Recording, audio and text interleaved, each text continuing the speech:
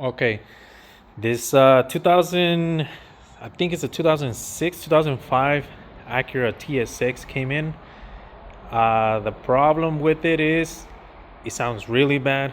He puffed a bunch of smoke and it sounded really bad, and they parked the car. It was going in for an oil change, and they said they couldn't do it because the car sounded really bad. They told them the engine was bad, and then another person told them that it was something to do with the chain. And so he called us up, and he called my brother up, and my brother couldn't do the work because he's going to Mexico for the Thanksgiving. And then my brother said, "You want to come check it out, or you want to go check it out? Because I'm not gonna be able to do it." And the guy said he might sell the car too, so go check it out and see what you can find out. So I did.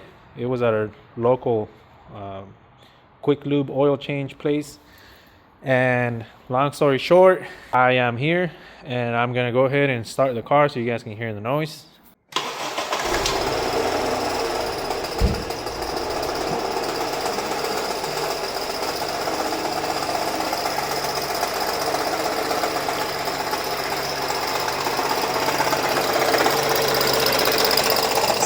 So anybody that would hear that noise, automatically your engine is gone, but it's not.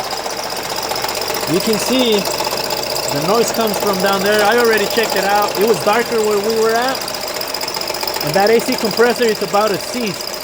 That AC compressor is trying to lock up, and there's every now and then you can see sparks flying out.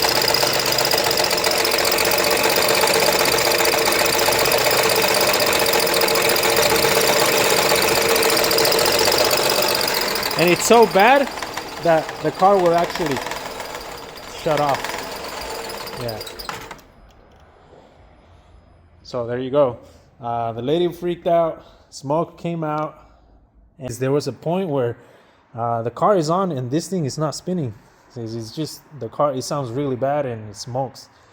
That's because that down there is trying to lock up or seize, and obviously it doesn't spin. So I told him, well, good thing you caught it on time, because if that thing, the belt rips or that thing locks, this engine runs, the water pumps runs with the serpentine belt, so it could have overheated on you. The guy wanted to sell the car. When we showed up, there was a note on it. If you wanted to if you wanted to sell your car, call this number. There's nothing wrong with that. I think whoever, when they were going to do the oil change, I think they already knew about it, and they probably hit up somebody and said, hey, this car is this, blah, blah, blah. They might sell it cheap. And he says he wanted to sell it. He says, how much will you give me for it? I told him I don't want to buy it. I have too many projects. I don't want to buy it. I'll fix it for you. I have that AC compressor, and I'll fix it for you for $250. That's labor and part included. So he says, dude, then it's a no-brainer. Let's just do that, because I was thinking I couldn't let the car go for less than $600. He says, but I was gonna call this number, see how much they offered me, but I cannot afford to buy another car. Probably I'm gonna need like $1,500 or $2,000. So it's a no-brainer. I'll go ahead and do the $300 because he wants a new belt. He says, go ahead and do the belt and do the $250 and new belt, and let's do it, $300, and let's get it fixed, because I know the car runs and drives good. He was also telling me he has a third gear slip. He says it revs really hard from third to fourth, but after that it runs good. So I told him, knowing he's gonna need a transmission, I really don't want to pay more than $600. He says, I think I'll rather fix it, and it'll get me over for probably another year or so. So lesson learned. It's always good to check and find out and give get different opinions from different mechanics. This one had already, I think 2 people had already checked it out, and the dudes that were gonna do the oil change, they didn't even do the oil change because the car was so loud and like that, and they thought it wasn't gonna make it right. So 2 people already had looked at it. Both people told them it needed an engine, and when I went and I saw it, I could have been the same person and said, hey, your car needs an engine, but it doesn't. Since it was dark when we were checking it out a few minutes ago, like I said, I could see sparks coming out of there. And yeah, it sounds like the engine's bad. But if I wouldn't have seen those sparks, I think I probably would have, because what I do is I'll remove that serpentine belt and then hear the engine, because these things are notorious for the tensioner, the serpentine belt tensioner to give out, and that AC compressor. Sometimes the alternator makes that noise, but yeah, I always like doing, do it that way. Hear the engine without any belts, then you make up your mind from there. I can go ahead and remove the belt, and then I'll show you guys how it sounds without the belt.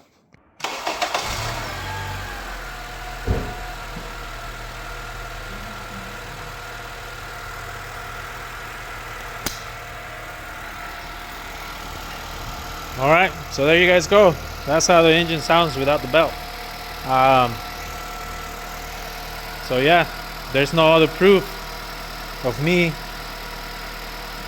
being 100% sure that that engine is good, and the only problem is that AC compressor. Like I said, I went to go check it out. It was a quick peek and give him, an estimate or my thoughts before he was gonna take it to another place. But as soon as I saw those sparks, I know 100% sure that AC compressor was the issue. Can't let it run for a lot because the water pump is not rotating right now. So I'm gonna fix it, send it down its way. All right. So being a hoarder pays off. The reason I say that is because I've been saving these AC compressors. One of them is from an RSX, and one of them RSX, TSX, and CRV, and I couldn't remember. The only one I marked was the RSX. The other two I don't know. Sometimes they're the same thing. The only thing that changes is the outlets on the hoses, because the mounting points are the same. And the plug. You can see how this one, the plug is different. This one has a 3-prong. That one's only a single. And this RSX, it's also a single. So that's what it's gonna determine which one is what. I don't recall. I usually mark them, but when they're K series, I just put them on like that. So yeah, I told him 250. That's the reason why I told him 250, because I know I had it, and I know those things go for over $200. So he said it was cheap, and like I said, he just decided to go ahead and do it, and we are. So that's that. All right, so we got the bad AC compressor there. It's already out. I don't like recording everything that I do because it might confuse some people, but I like telling you the steps. These things are not that hard. I don't know. I don't usually go by what the book says. I pretty much just go by flat rates. This one is not that bad. When the car's down here, the only thing you got to remove from here, it's going to be the radiator fan, because it splits. It has two, one for the AC and one for obviously for the engine. Runs with 2 radiator fans. So that's kind of good. 2 bolts on top. The bottom ones don't have. It's just 2 guides that plug in. And you take this one out. Before you take this one out, you have to take this reservoir. It's 1 bolt here, 1 bolt there. So 2 bolts comes right off. Take this hose off. I'm already putting it back in, just showing you guys. And then once you remove that, then these other 2 bolts, always make sure you put the right bolts in. These bolts, as you can see, they are measured pretty much. If you get a bolt that is long, what's going to happen is going to puncture straight through the radiator. So you don't want that. Then you're going to have to change the radiator. Already happened to me twice for not paying attention. I put a longer bolt here and it went straight through the radiator. This is plastic, so it's not gonna care. The bolt goes right through it. Unplug the fan. Obviously, you take all that out, you have a lot of room. Then you're gonna have 2 hoses. They're 2 10mm right there for the AC compressor. They go on top, and that gives you way room. Then you have 2 bolts for the AC compressor. I'll show you guys over here. So the AC compressor sits inside of there, and these are the 2 that you're gonna be working on through the top, and then those 2 Freon. This one didn't have any Freon, I'm sure, because it busted and Probably that's what happened. Lucky me. Otherwise, there is actually no safer way to do it.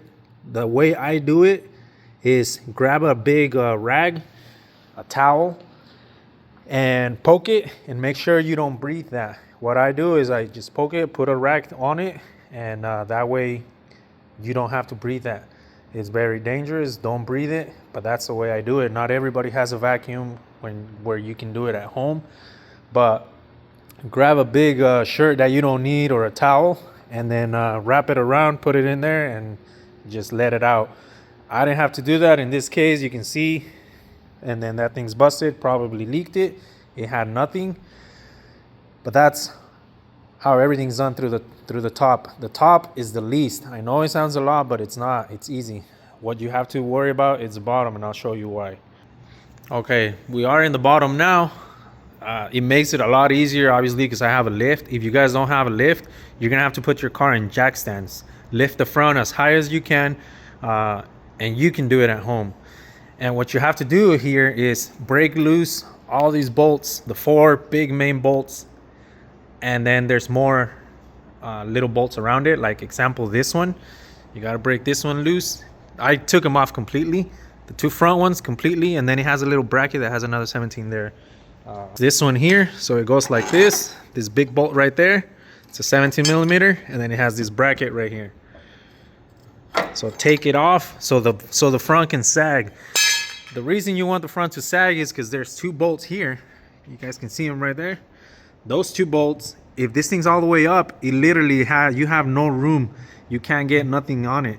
So when you sag it down, I'm able to put an extension and a swivel socket through here. That's why I made it sag down. Also, I broke those loose. This one's and those 2 14s, 2 17s, 2 17s. For some reason, it doesn't have the other 14s on this side. I don't know why, but some of them might have them. So 4 14s and 8 17s. This ones, they're only loose and they're not taking off.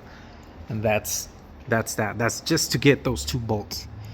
Remember, that comes out through the top once we remove those parts. And that's pretty much it on this one. Right now I'm tying everything back, and that's it. This one's gonna be out of here soon. I got a new belt, so the belt's easy right now that it's sagging. Also, it makes it a lot easier because you have a lot of room right there. So that's that. Hopefully you guys can get to it, or don't be afraid to do it. You can do it at the house. It's easier for me because I have the lift, but even if I was in a driveway, I can do this in my driveway. It's not that bad. Don't be scared. Don't let these bolts intimidate you. You have nothing to worry about. You're not messing around with the suspension. You don't have to align it. You're just sagging it down for those 2 bolts. That's all you have to do. If it wasn't for this that you sag it down, you will never, I mean, you might, but you're gonna struggle a lot, maybe with a wrench, going little by little, but it helps a lot. You have room to get to them through here. So that's it. Right now I'm gonna put those bolts, tying them back up, and I'm finished.